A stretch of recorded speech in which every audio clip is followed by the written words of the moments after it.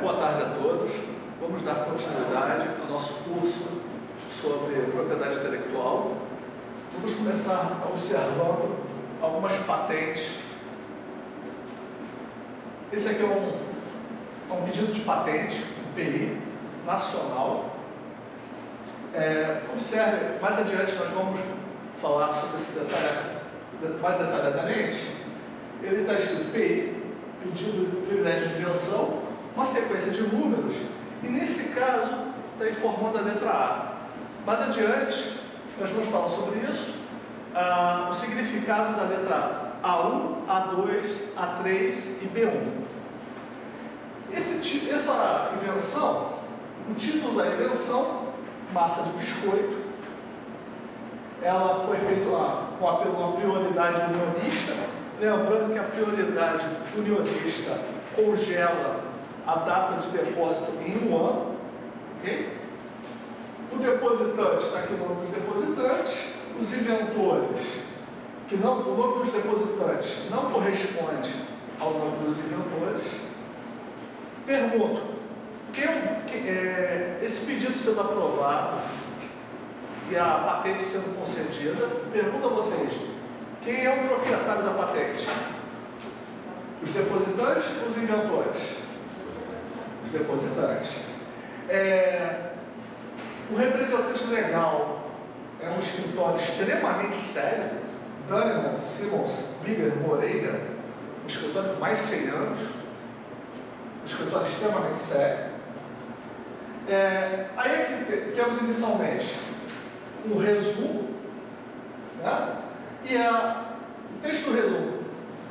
A invenção refere-se a uma massa de biscoito pronta para uso, que pode ser conservada na geladeira e que é preparada com farinha, açúcar, fermento em pó e gordura, contendo entre 0,3% e 1,5% de fermento em pó, e é proporcionada uma forma pré-cortada em forma de sulcos.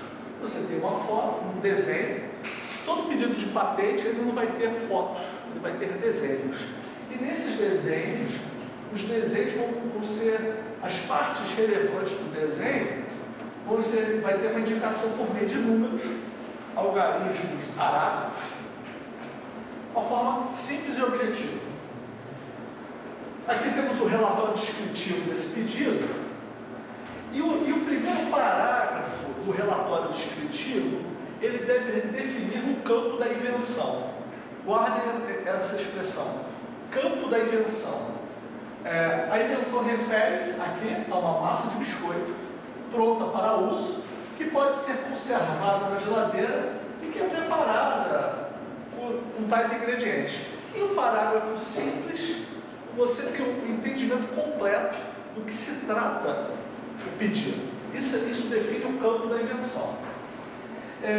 Mais adiante, quando ele começa a falar sobre o pedido de patente, ele começa a enfatizar o estado da arte, o que existe no mercado. As massas de biscoito já existem no mercado. Essa massa existe na forma tubular ou embalada em uma taça.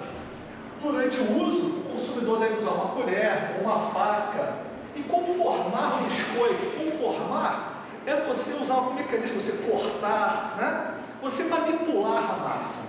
Isso é o que o estado da técnica descreve.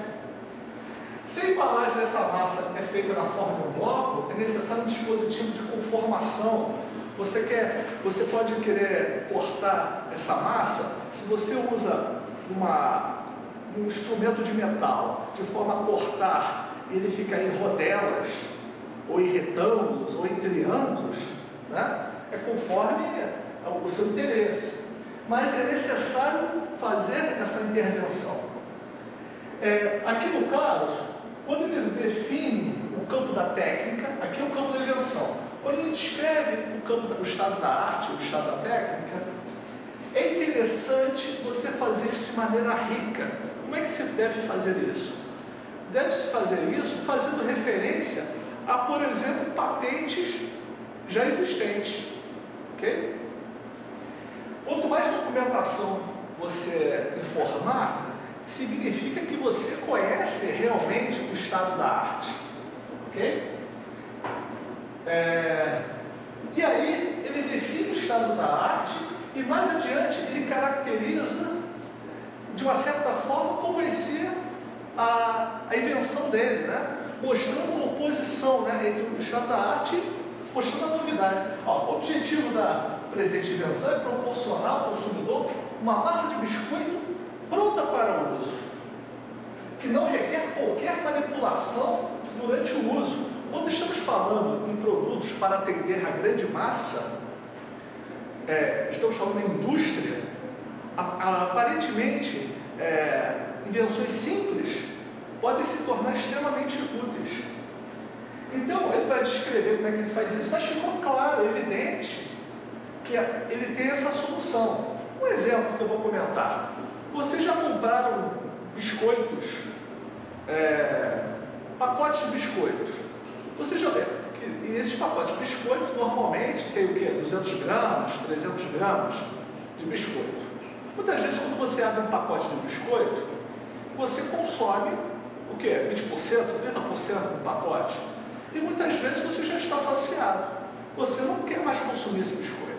Quando você volta a ter interesse de consumir esse biscoito já foi devidamente oxidado, ficou amolecido. Você já não viu que tem um produto que você pode comprar o biscoito e dentro do saco, o conteúdo do saco está dividido em vários sacos pequenos, em que cada saco pequeno tem uma pequena quantidade de biscoito? Aquilo é uma solução simples, mas resolve um problema técnico. Você consome a quantidade que tem interesse, você quer uma unidade, 2 unidades, ficou satisfeito. Quando você desejar consumir novamente aquele produto tem um preço embutido, mas ele fornece uma solução técnica. Ok? Aí mais adiante, ele fala sobre isso e procura caracterizar, detalhar mais a invenção dele. Ele comenta, a invenção refere-se a uma massa de biscoito para o uso, pode ser conservada na geladeira, os ingredientes, na qual o teor de fermento, o teor é a concentração, está entre 0,3% e 1,5%. Ele está dando as condições do experimento dele. E é proporcionado em uma forma pré-cortada. A pessoa não vai ter mais essa necessidade. Ou em uma forma tendo sucos. Porque, no caso tendo sucos, ela vai facilitar o aproveitamento. Temos aqui um resumo, lembrando que cada uma dessas partes que eu estou apresentando são documentos que vão ser verificados no depósito. Resumo. O resumo, normalmente o resumo é da ordem de 200 palavras. Ok? Resumo é da ordem de 200 palavras. Aqui você vê que ele fala, o que ele fez com o resumo? Ele copiou aquele campo da invenção, não é isso? E juntou uma parte mais específica, né? Dando um detalhamento mais técnico do produto, quando ele diz a concentração. Então, esse pedido de patente, aparentemente um produto simples, essa estrutura de texto é muito semelhante mesmo para pedidos de altíssima tecnologia. Aqui temos um pedido que não é um privilégio de invenção, é um outro tipo de patente, é o MU. MU é um modelo de utilidade, em que temos que se trata de uma cadeira. Quando se trata de uma cadeira, é imprescindível o aparecimento de desenhos. Deixa eu voltar aqui.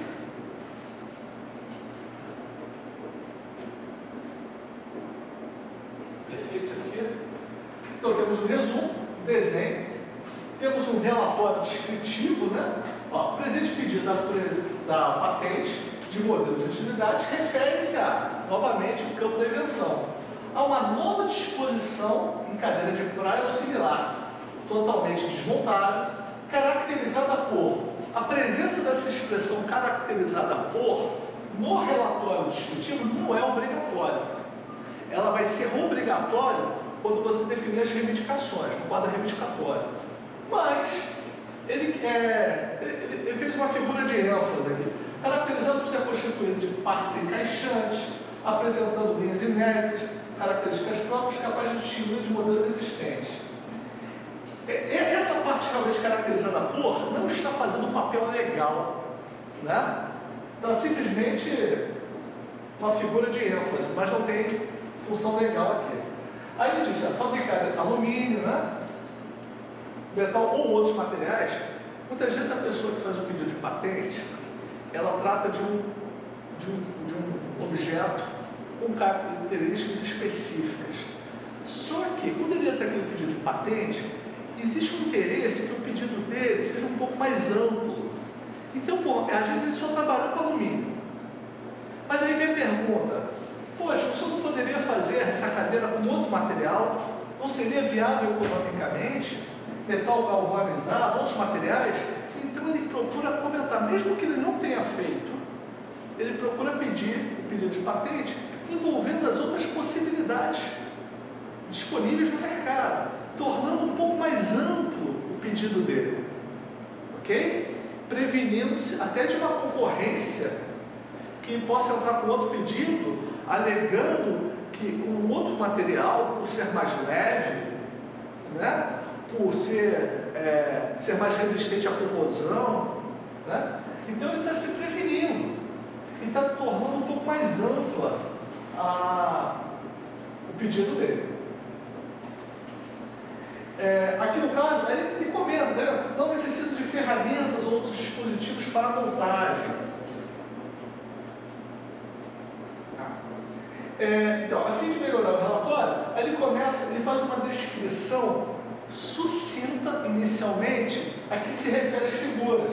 A figura 1 mostra uma vista em perspectiva, uma forma direta, objetiva. A figura se refere a tal vista no objeto, sem entrar em muitos detalhes. Aí ele faz isso para várias figuras. Você pode fazer o seguinte, no seu relatório descritivo, você comenta lá na parte de figuras, as figuras tais se referem a isso, aquilo. Mas mais adiante, um outro parágrafo, você vai falar mais detalhadamente da figura. Primeiro você deixa um parágrafo para apresentar a figura. E depois você usa um outro parágrafo para discutir mais detalhadamente o funcionamento daquela peça. Posteriormente, a pessoa tem observado a figura, né? Um entendimento maior, a engenharia daquela peça, né? Como aquela peça ela vai facilitar o uso, a importância daquela peça, o material que é constituído, ok? Vamos a outra parte, o quadro reivindicatório. No quadro reivindicatório, aqui deveria estar uma reivindicação principal, né? Normalmente você tem uma reivindicação principal e tem uma sequência de reivindicações dependentes. A princípio se trata sempre de uma reivindicação principal e uma sequência, mas a lei possibilita mais de uma reivindicação principal quando for absolutamente necessária para descrever a experiência. Quando realmente tiver um corpo de invenções que habilite isso. Então, deixa eu ver aqui. Aí ele diz, cadeira de praia desmontada, constituída de peças tubulares e cilíndricas, caracterizada por apresentar um conjunto de peças encaixadas. Esse caracterizado por, aqui tem sentido legal.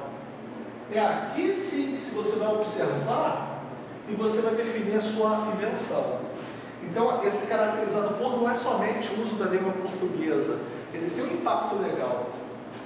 Ok? Um outro pedido, privilégio de invenção, para a gente tentar tornar mais amplo, né? O repelente de artrópodes. Artrópodes são baratas. Então, tem aqui o título, prioridade, o depositante, inventores, novamente o mesmo procurador, o resumo. Aí ele diz, campo de invenção, o resumo. repelente artrópodes, a presente invenção refere-se a agente para repelir artrópodes à base de derivados de uma determinada forma, o qual representa um certo grupamento, né, orgânico. Mostra aqui a estrutura da molécula. Tem-se um relatório descritivo, né? Então, presente invenção refere-se a agente para repelir artrópodes à base de derivados de piperidina e ácidos graxos, ou derivados, observem, ele definiu a base de quê? Ou derivados de ácidos graxos como sinergistas.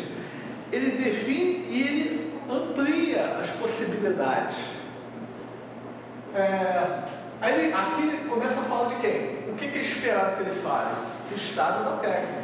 Sabe-se que determinados derivados de piperidina podem ser aplicados como agente. Aí ele chama atenção para uma patente, a outra patente. Duas patentes.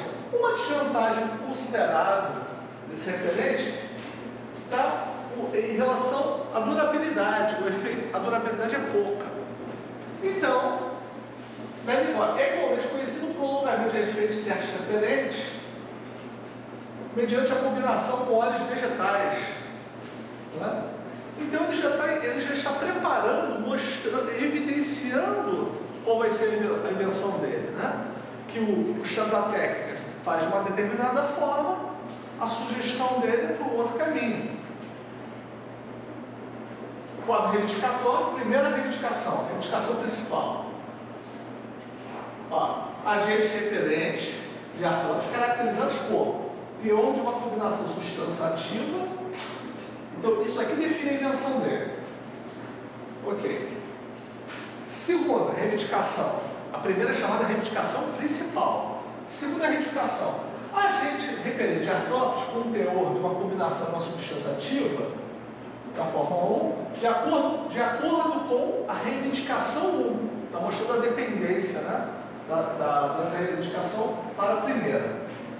E ele começa a entrar em detalhes da fórmula.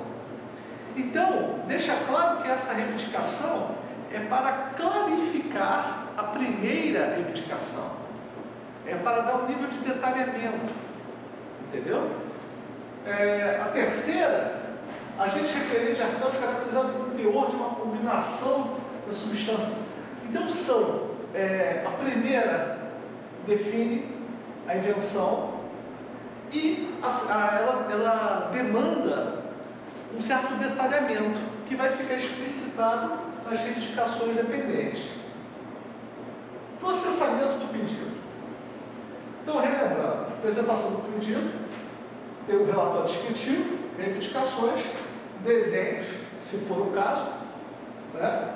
Resumo, comprovante de recolhimento, aquele formulário 1.01, né, no caso das patentes. Agora vamos observar o processamento desse pedido. Você apresenta o pedido no guichê do NPI. E nesse primeiro atendimento, a pessoa do guichê pode fazer alguma observação, uma certa exigência para correção. Lembra aquele caso que você faz um pedido com aquele papel de pão? Você tem até 30 dias para reapresentar um pedido cumprindo as exigências. Mas você tem que procurar entregar todos os componentes, né, que estão sendo pleiteados. Às vezes um certo detalhamento, uma paginação errada, alguma coisa, uma correção suave, sutil, ok? Nada muito forte. Uma primeira correção. Aí passou 30 dias, você apresentou o material devidamente corrigido? Foi corrigido? Ok, então ele vai ser depositado. Ele vai, dando continuidade ao processo, ele vai entrar num período chamado período de sigilo. Esse período de sigilo é um período de 18 meses. E daí vai adiante. Voltando inicialmente, você apresentou o pedido. O pedido, se ele não cumpriu as instruções básicas, ele vai cair uma exigência para ser cumprido em até 30 dias. Mas vamos dizer que ele estava de acordo. Você fez um bom trabalho, não houve nenhuma exigência a princípio. Foi feito o depósito diretamente e, por sua vez, entra naquele período de sigilo. Nesse período de sigilo, você pode receber uma comunicação de forma o processamento desse pedido. Olha, uma coisa que eu gostaria de deixar claro para vocês. Se vocês pegarem um examinador de patente no NPI, com uma formação ampla, bastante experiência, por mais que ele tenha conhecimento e experiência, ele não vai ter experiência prática de todos os passos do processamento. Ele vai ter uma experiência extremamente balizada na hora de fazer análise. Conhecer a fundo todos os detalhes, ele vai gaguejar, ok?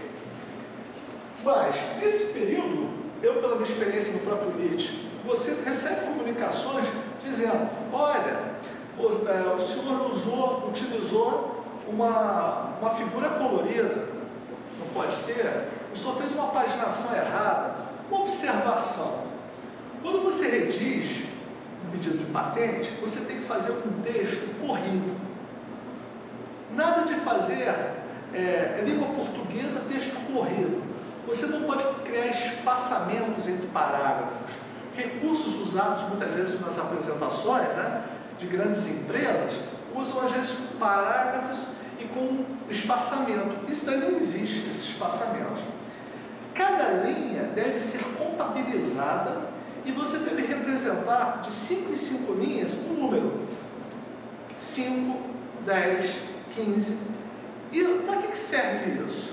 Serve porque o examinador de patente, ele trabalha com pedidos de patente, muitas vezes tem pedidos de patente, na área de telecomunicações, por exemplo, gigantescos. Então, quando ele quer rapidamente procurar delimitar aonde deve ser feita a correção, a exigência, com essa referência, ele rapidamente sabe, ali está entre a 10ª e a 5ª, então ele conta, ele só tem que contar 5 linhas. Está na 13ª linha, então na 13ª linha o senhor menciona tal coisa que é passível de uma exigência, ok? Perfeito. Entrando no período de sigilo, são 18 meses. Pós-período de sigilo, entra o período de publicação. O período de publicação é até 12 meses. Contando o período de sigilo com o período de publicação, dão 30 meses. Mas você não precisa esperar 30 meses para publicar. Você pode pedir a chamada publicação antecipada. Mas se você fizer a publicação antecipada, qualquer etapa que você requer, você precisa pagar a retribuição para que seja executada. Lembrando que quando a publicação é realizada, essa publicação ocorre aonde? Na revista Propriedade Industrial do NPI. E que muitas vezes pessoas interessadas, concorrentes, podem assinar essa revista e procurar observar nessa revista, monitorar se o seu concorrente, né, o que ele está publicando. E se ele perceber que existe alguma coisa, ele pode entrar com um manifesto, ele sabe o número do pedido, manifestar um documento mostrando, tentando evidenciar normalmente que aquele pedido não deve ser deferido. Então, aí eu falei para vocês que até 30 meses, não é isso? 18, né? 18 meses, depois mais 12, dá 30 meses. Aí vocês estão observando aqui, tem 36 meses. Após cumprir 30 meses, o pedido poderia ser arquivado. Mas você ainda tem de lambuja mais uns 6 meses. Você esqueceu, você estava muito ocupado, ou então você deposita muitas patentes em datas referentes, você ainda tem 6 meses para tentar salvar aquele pedido.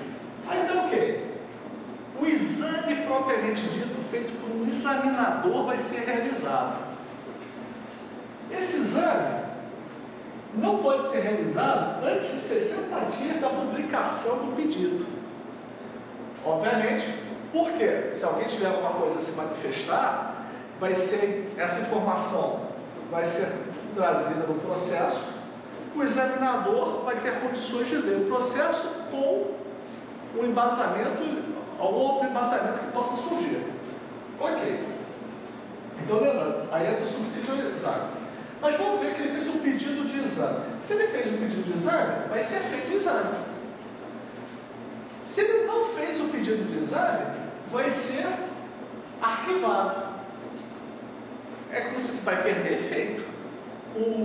É um processo. Se você não acompanha esse processo, e você que é a parte interessada desiste de acompanhar, existem as etapas de arquivamento. Para cada etapa, muita gente para cada etapa, você tem uma possibilidade de ter um período máximo de 60 dias para requerer o desarquivamento. Ok. E se você não fez nada, se você requereu o desarquivamento, novamente ele vai ser examinado. Se você não requereu o desarquivamento, arquivamento definitivo. Claro? Tranquilo de acompanhar? Ok. Começou então o primeiro exame técnico. O primeiro exame técnico, existe o parecerista, ele pode falar, o examinador de patente, na minha época, por um período curto, nós éramos chamados de analista de patente, porque os demais profissionais que entram são a categoria deles são os pesquisadores, né? Mas então nós fazíamos um parecer.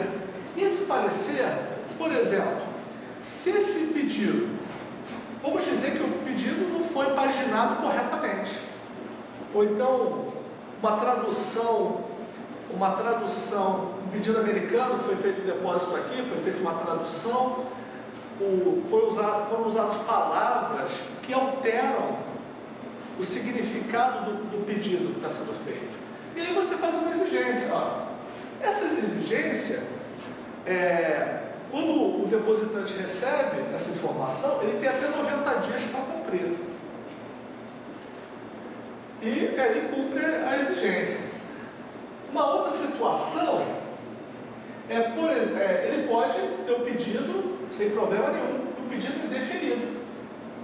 Vai adiante.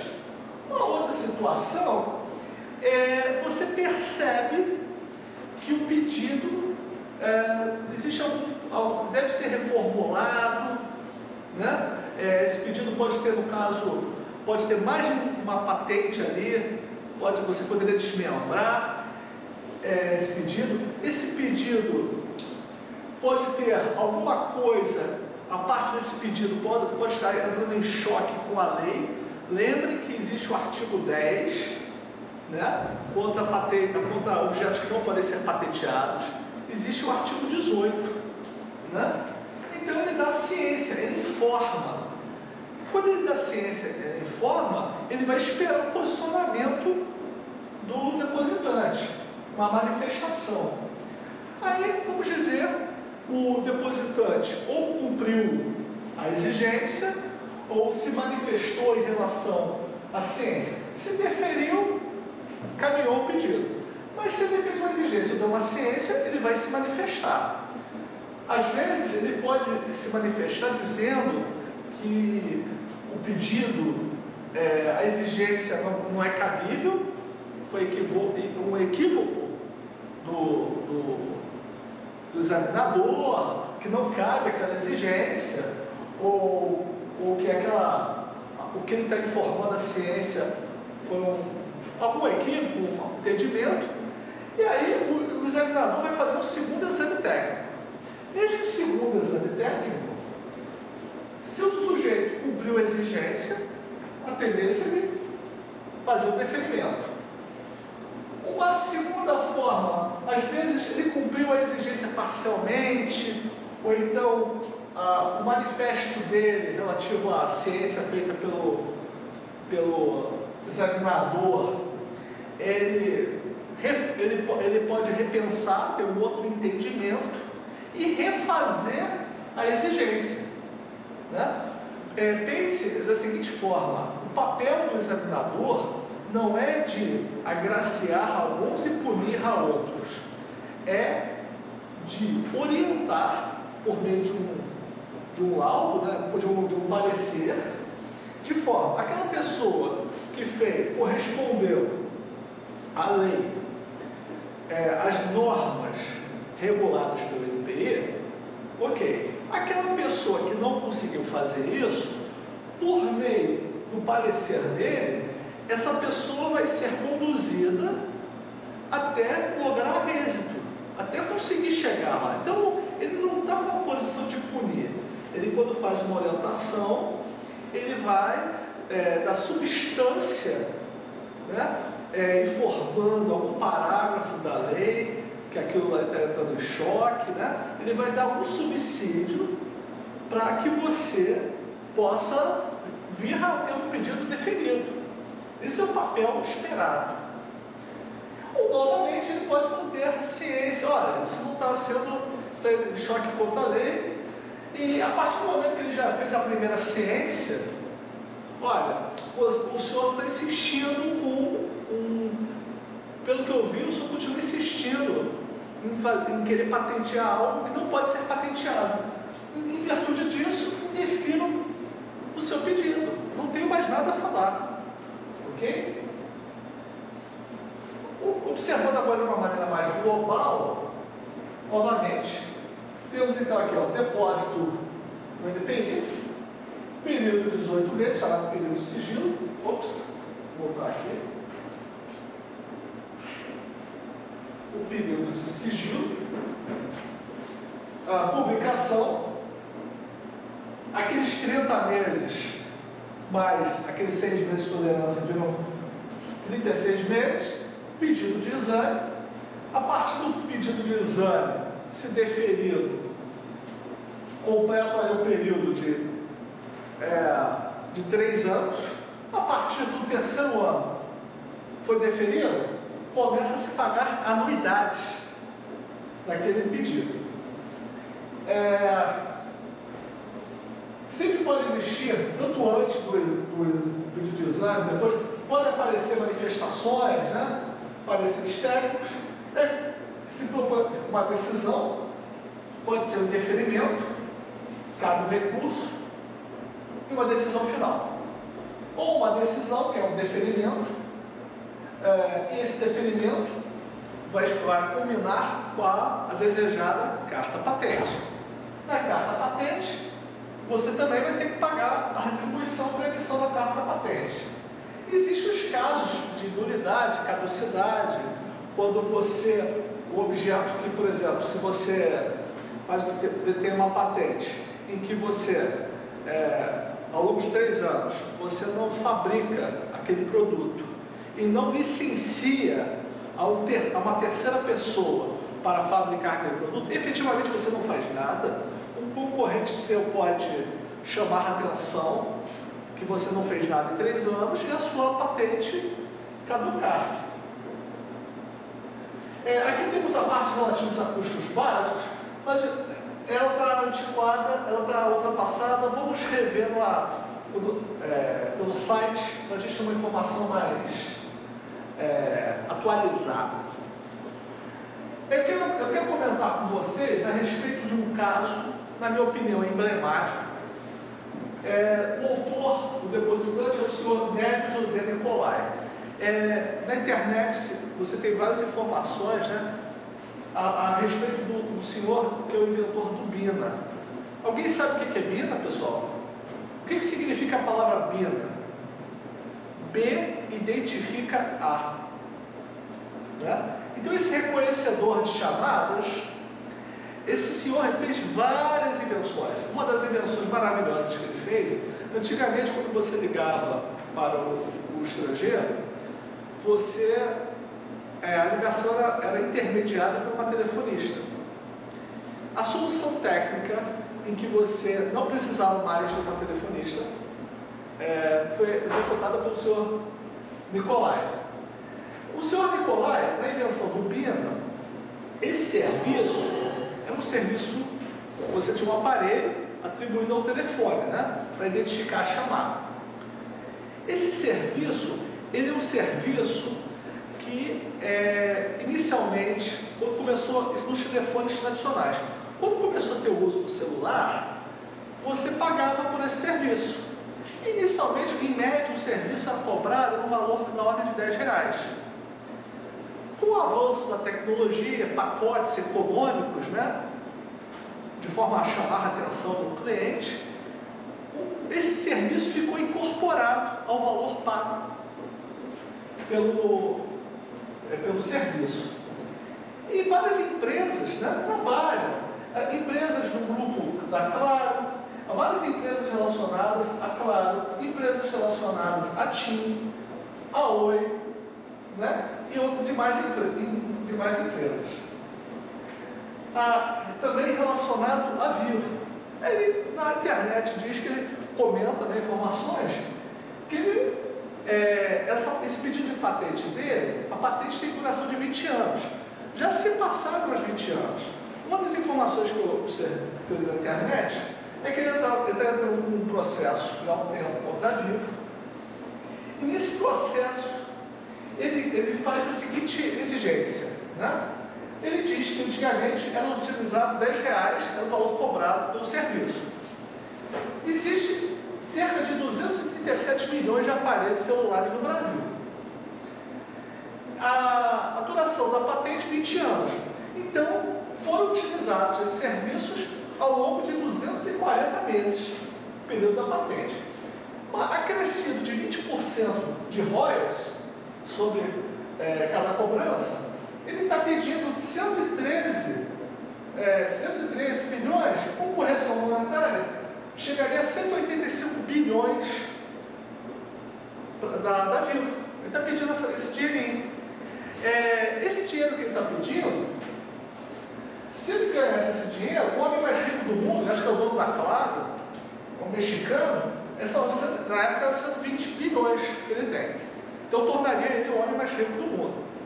Detalhe, aí você vai fazer a seguinte observação: poxa, isso é somente referência a Vivo.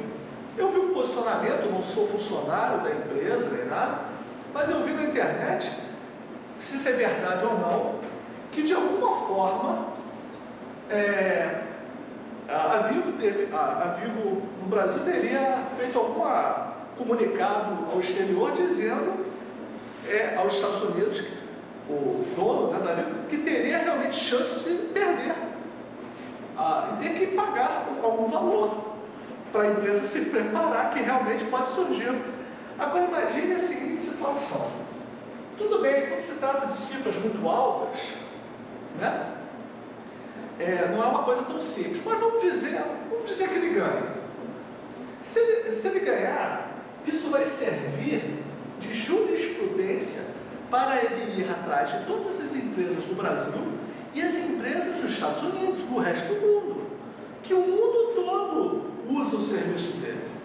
Esse senhor, ele trabalhava como técnico na área de elétrica, eletrônica, e esse senhor tentou fazer um caminho tradicional, né? Entrar em contato com a empresa, mas na época a orientação que deram para ele é que era um produto que ia contra,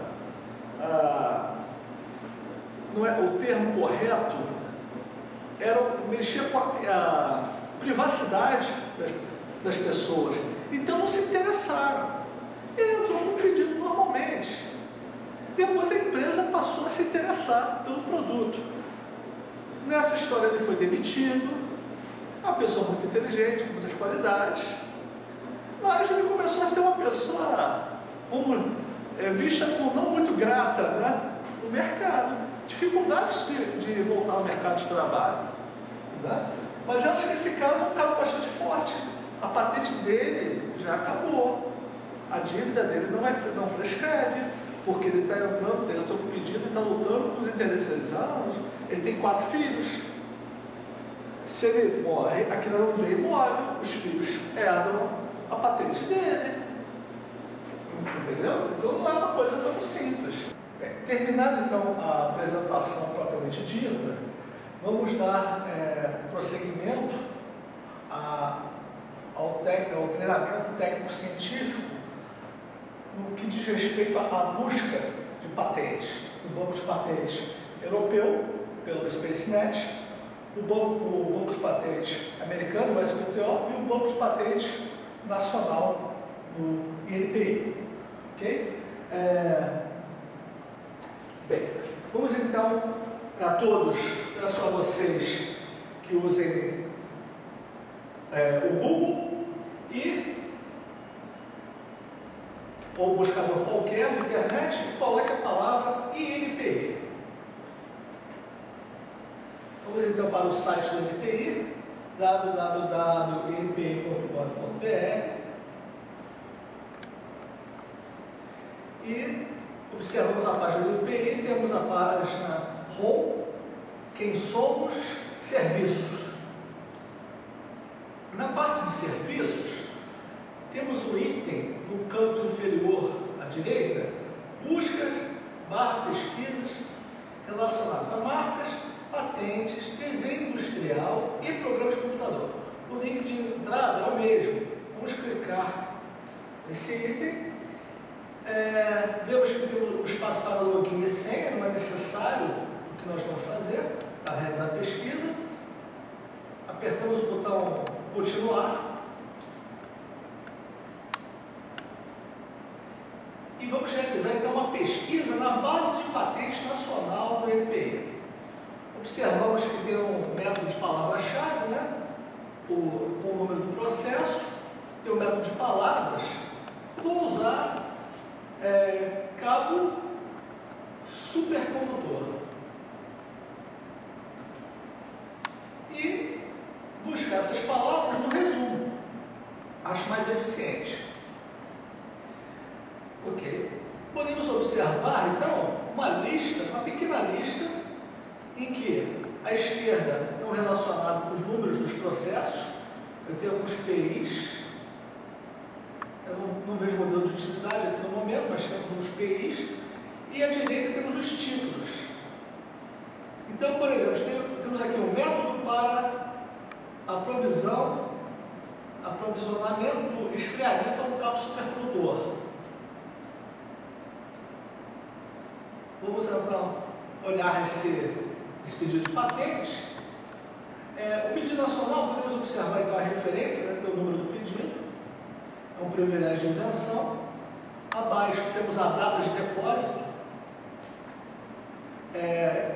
Esse pedido, ele foi pedido no Brasil em 2004, mas ele já tinha uma prioridade unionista nos Estados Unidos em 2003.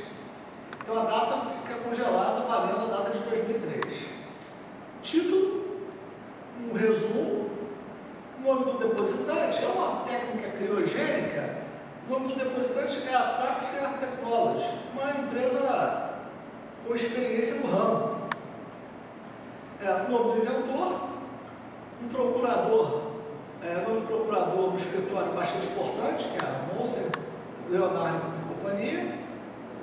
Podemos ver uma referência de petições, informe de petições, publicações da revista de propriedade intelectual.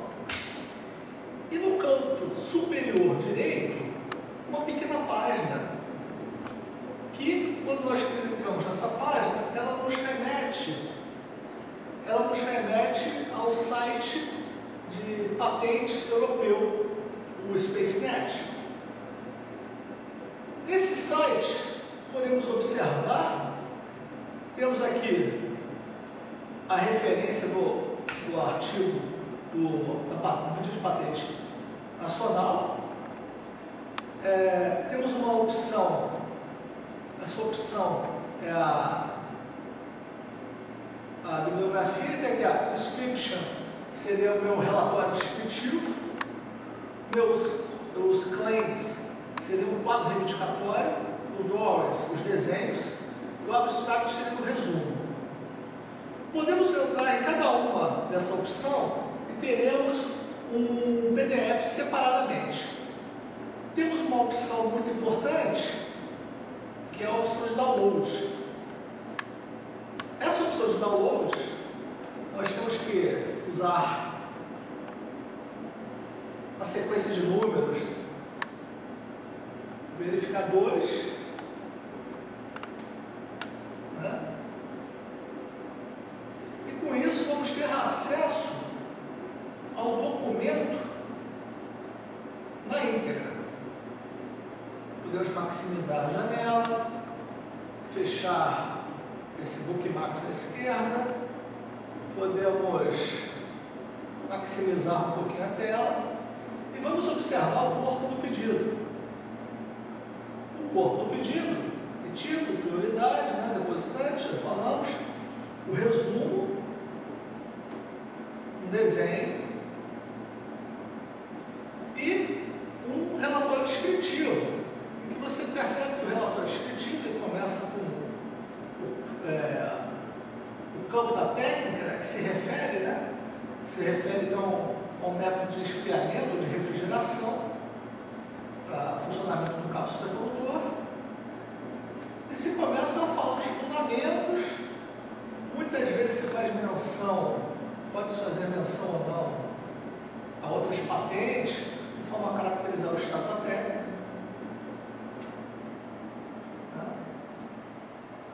E aqui temos todo o corpo do documento, né? Para entendermos a que se refere a inovação, nós nos devemos prender ao quadro reivindicatório. Então, nós estamos observando o quadro reivindicatório, a primeira reivindicação, né?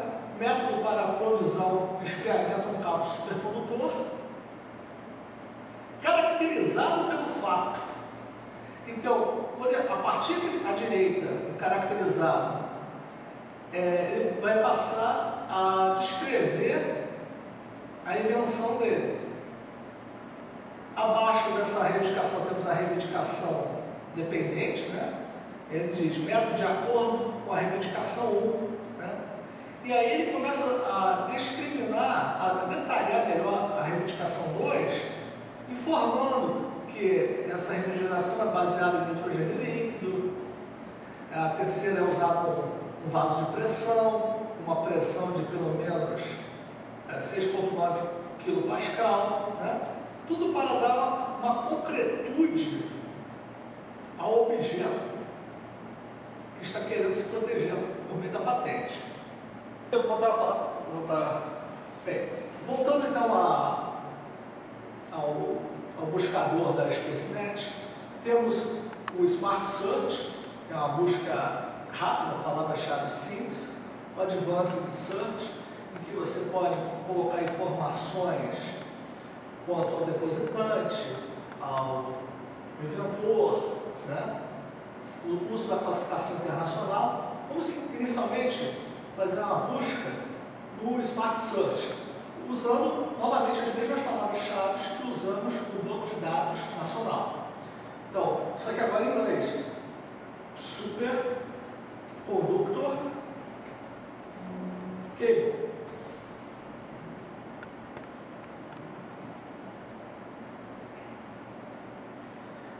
Podemos observar aproximadamente 1.255 resultados. Ele mostra inicialmente 500 resultados. E temos aqui uma lista grande, né, de pedidos. Podemos observar nesse dispositivo aqui para pensar mudanças de comprimento, cabo supercondutor, o depositante é um dos maiores fabricantes de cabo supercondutor do mundo, a Nexans. É interessante, né, o exercício, a busca, você se familiarizar com os fabricantes mais importantes daquilo que você está procurando. Podemos clicar então sobre o mesmo e vemos a princípio que se refere a um pedido coreano. Mas como todo pedido, vemos que ele tem uma classificação internacional. Ela começa com a letra H. A letra H, nós vamos falar mais adiante sobre a classificação internacional. Ela está relacionada à área de eletricidade. Também é uma outra forma de você buscar patente. Temos aqui que esse mesmo documento foi publicada aqui na Europa, termina com a letra A1. Vamos falar mais adiante qual o significado das letras A1, A2, A3 e B, que é importante para diferenciar entre um pedido e uma patente. Então vamos clicar então sobre o nosso EP, vamos ver se conseguimos acesso a esse documento. Observamos que esse pedido ele está escrito em alemão. Se você tem facilidade, mas nem todo mundo tem facilidade de ler alemão. Se você tem facilidade de alemão, ok. Se você não tem essa facilidade, te sugiro retornar e você pode refazer a busca, buscando pela classificação, ou então através do depositante ou pelo próprio inventor, refazer a busca a fim de determinar o conteúdo do pedido dessa patente. Vamos observar então no momento o significado das letras A1, A2, A3 e B. Ops, aqui.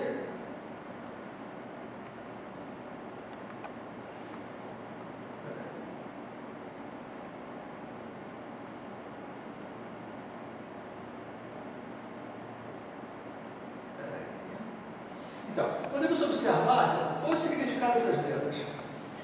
Quando um pedido de patente é realizado e ele é acompanhado de um relatório internacional, o chamado Search Report, ele é chamado de A1. Quando o mesmo depósito é publicado sem esse reporte, ele é chamado de A2. E quando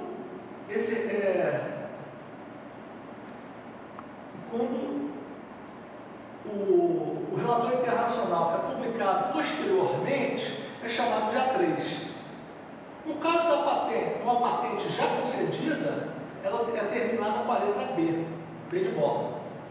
Ok. Vamos então retornar, a nossa listagem anterior de cabos supercondutores. Vamos procurar outros. Eu tenho muitos pedidos de origem coreana. Muitas vezes os pedidos coreanos, japoneses, muitas vezes eles fazem um forte depósito nos seus países de origem e que não tem obrigação de estar em outra língua, só poder dizer em outros países. Podemos ver no canto inferior do limite da página, temos o número 1, primeira folha. Clicamos no triângulo, vamos aqui, temos a segunda página. Eu estou procurando uma patente específica. Ok. Peço a todos que de cima para baixo da página se direcionem para a patente número 33. Ela trata sobre cabos supercondutores, métodos de fabricação dos mesmos. Ele é feito por um inventor chamado Van der Laan. Esse cientista ele está gerando cabos supercondutores extremamente mais finos, uma estatura extremamente menor e que vão revolucionar provavelmente o mercado mundial. Vamos observar então a estrutura do pedido dele. Podemos observar esse pedido. Temos a classificação internacional H. Podemos ver abaixo que existe um equivalente ao pedido americano, US, a sequência de números terminado por A1. Vamos então clicar nessa patente americana, nesse pedido de patente americana. Conseguimos acesso ao texto em inglês. Apertamos novamente a opção de download, sequência dos dígitos verificadores.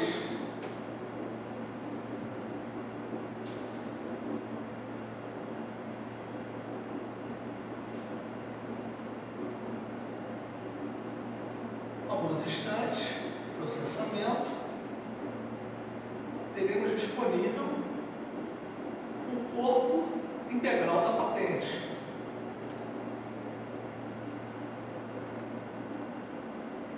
Podemos fechar esse campo superior do bookmark, podemos aumentar ligeiramente.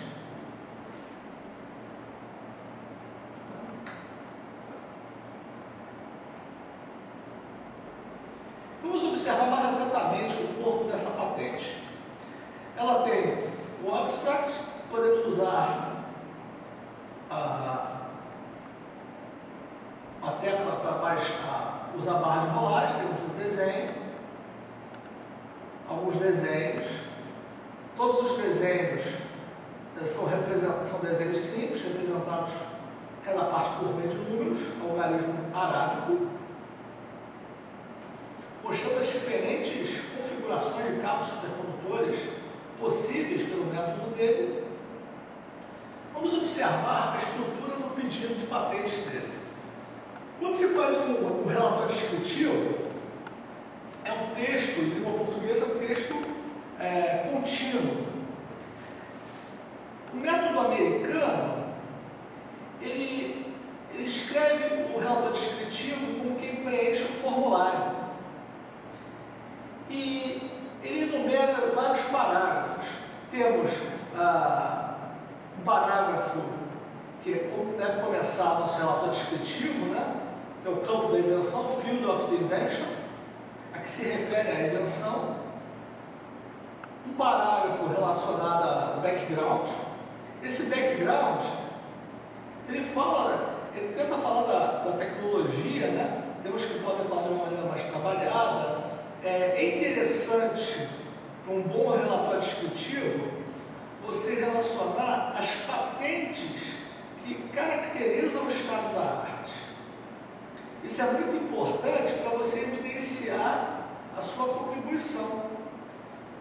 Evidenciar a sua contribuição dá a importância que se deve, né? É o que se chama comumente, coloquialmente, de vender o peixe. Então, após definirmos por meio de documentação, explicarmos o background, podemos usar um resumo de forma a reunir os fatos relevantes, né,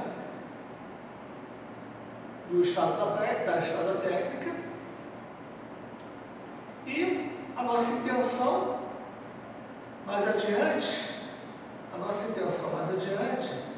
é procurar começar a falar sobre a nossa invenção. Falando sobre a nossa invenção, eu estou gerando aqui você dá o subsídio da sua contribuição. Outro ponto importante falar, existe um campo de desenhos, então, brief description of the drawers, uma descrição sucinta. Você meramente indexa a figura e fala de maneira sucinta o que se refere a cada figura, sem muito comprometimento. Mais adiante, o parágrafo relacionado a uma descrição mais pormenorizada da figura, relacionando parâmetros técnicos. Aqui no caso, ele se relaciona que esse cabo supercondutor é baseado em fitas supercondutoras de uma cerâmica chamada Ibaco, né? E dá detalhes, outros materiais que podem ser utilizados, né? Então você trabalha um pouco mais essas figuras. Podemos rolar e vamos buscar o que eles chamam, o que seria um quadro reivindicatório. Quadro reivindicatório, eu vou ter uma sequência de números, vamos rolar utilizar a barra de rolagem.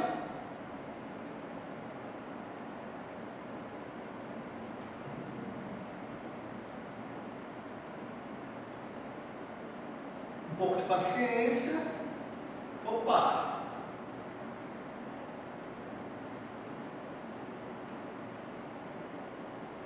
Ok? Então, vamos localizar a página para facilitar para vocês, a turma presente.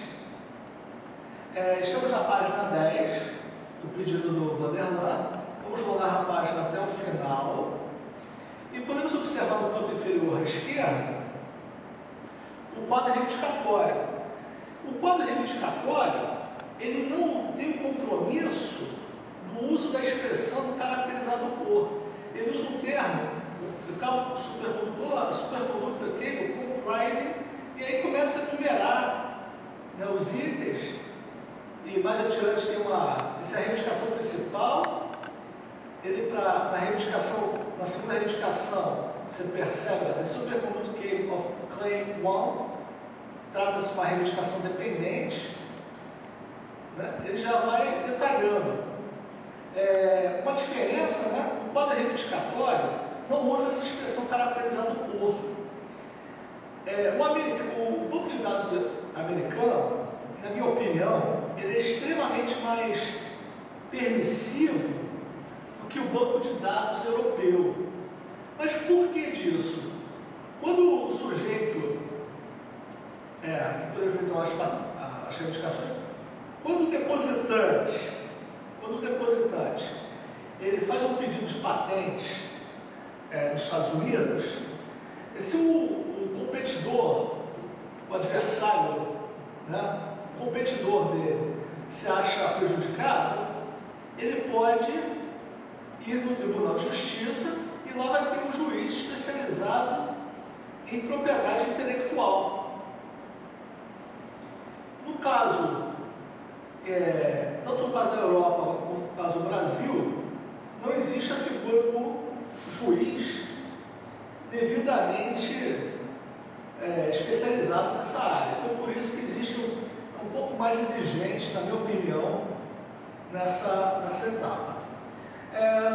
Falamos então, podemos falar aqui a respeito, vamos voltar aqui à página anterior,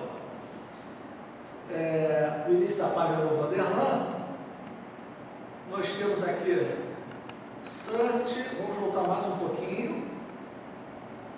Eu quero retornar à página onde eu tenho o Smart Search, o Advanced Search, e tem um outro item que é o Classification Search.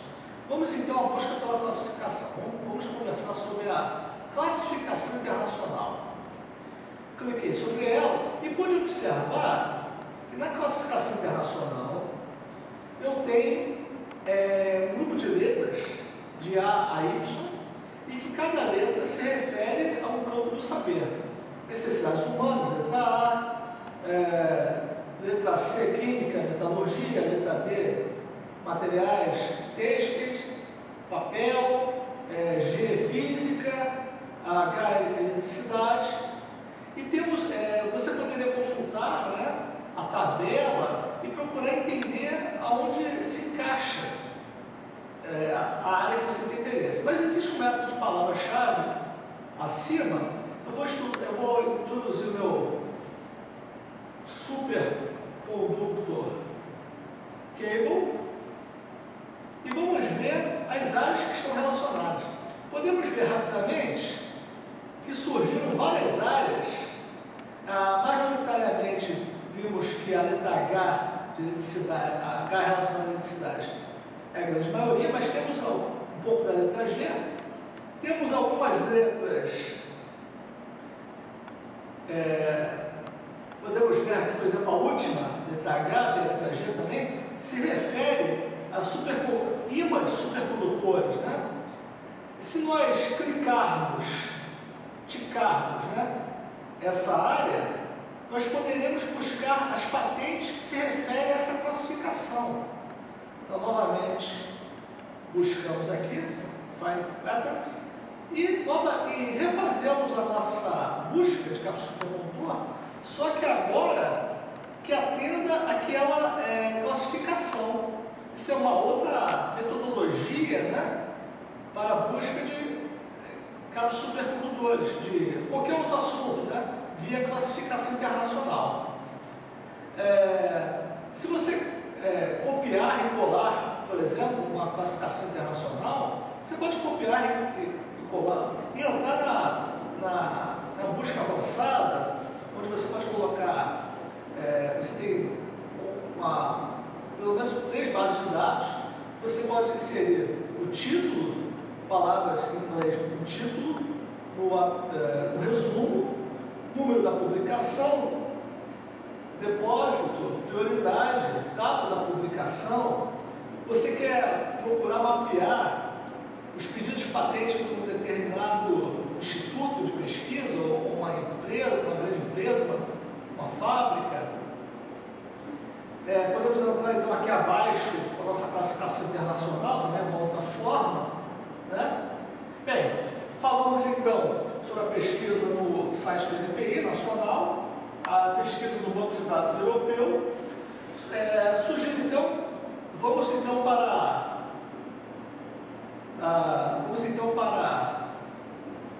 podemos abrir uma outra página para ficar mais versátil.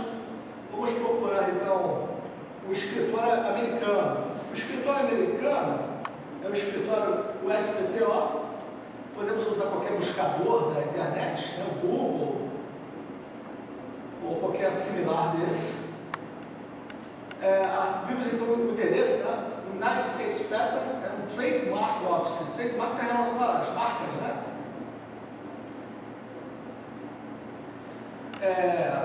Aparentemente tem bastante informação. Podemos rolar essa página e vamos observar no centro da página Popular Links. Temos aqui uma opção chamada Patent Search. Podemos clicar nela. Novamente rolamos até mais ou menos o meio e percebemos que tem um Search Full Text Patents since 1976. Temos então, novamente, assim como temos no SpaceNet, o Quick Search, o Advanced Search e o Patent Number Search. Novamente, o Quick Search, ele tem um layout diferente, né? Novamente, Superconductor Cable. Temos aqui então esse quero que é o help, temos esse termo 1, coloquei minhas palavras-chave. O campo, eu vou me referir, eu acho bastante eficiente o resumo, né? Procurar as palavras no resumo. Podemos selecionar o ano, né? Mas essa 1976 até o presente é interessante. Vamos então aqui a buscar esse documento, buscar os documentos. Ele está processando. Vimos uma lista um pouco bastante menor, bem menor, né? Apenas 18 documentos relacionados a campo supercondutor, né? Podemos então escolher esse é a patente número 3, esse pedido aqui número 3, vamos dar uma olhada. Relacionado ao campo supercondutor.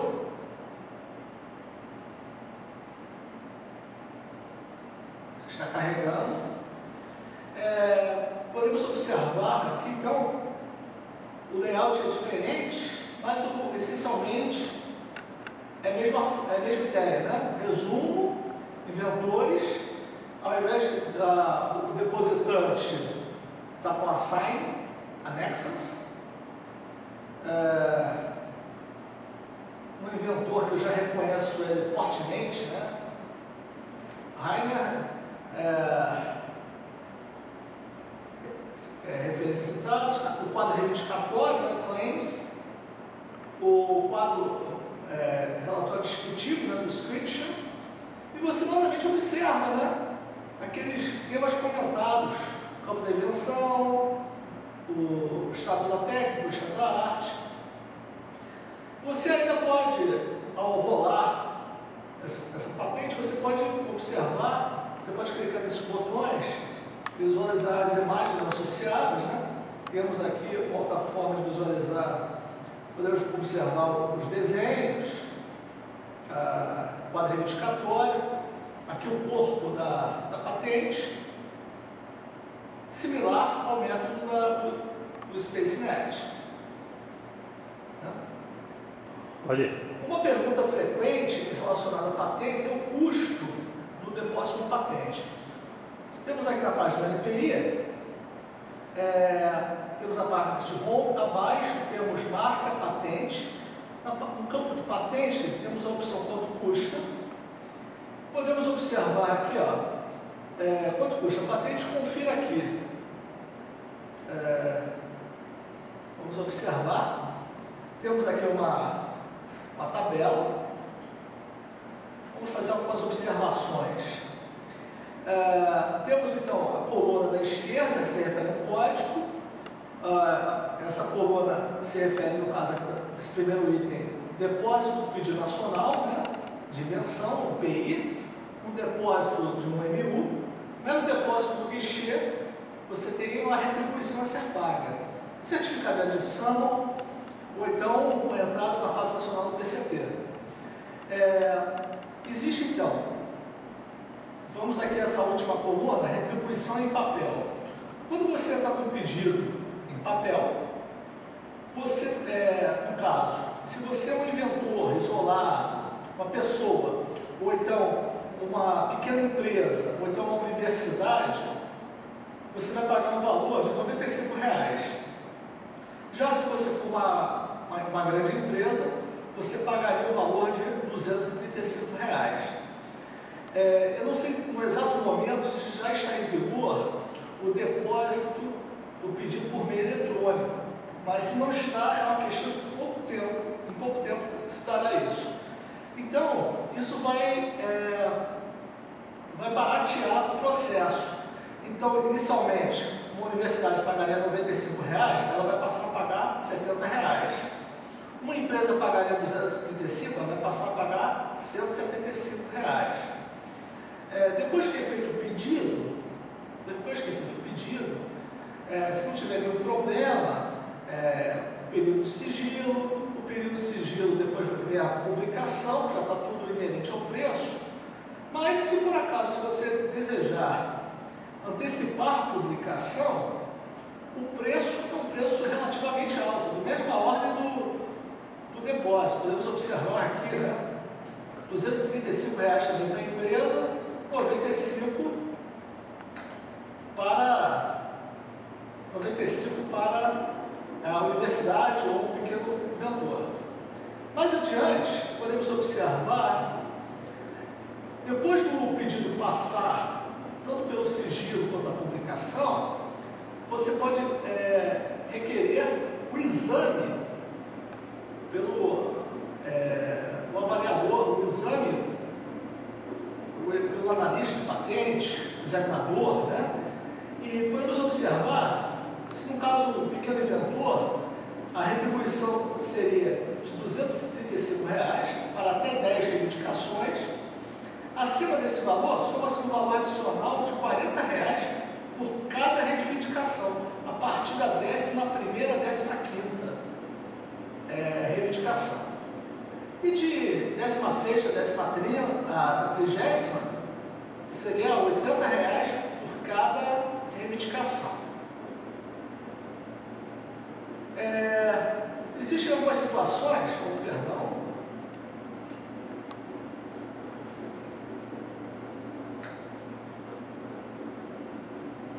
coloco mais delicadeza. Temos essa opção aqui, ó, o modelo de utilidade, ok. Temos várias situações, mas, por exemplo, em casos de nulidade ou caducidade, em que você quer procurar, de alguma forma, evitar que ocorra isso, né? Você vai começar a entrar com pedidos na área de recurso, patente. Aí são valores extremamente mais altos, a ordem de R$ 1.400 para a empresa, né? R$ 570,00. Quando você pede serviços que estão inerentes à evolução normal do pedido, você tem, são mais baratos.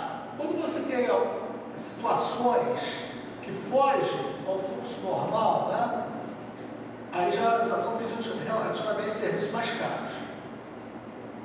Mas, de qualquer forma, existe também no site do IPI telefones para você tirar dúvida, né? Quanto a outras situações, não é isso? Bem, Por aqui eu termino a parte relacionada a retribuições. Bem, gostaria então de encerrar a parte do treinamento técnico-científico.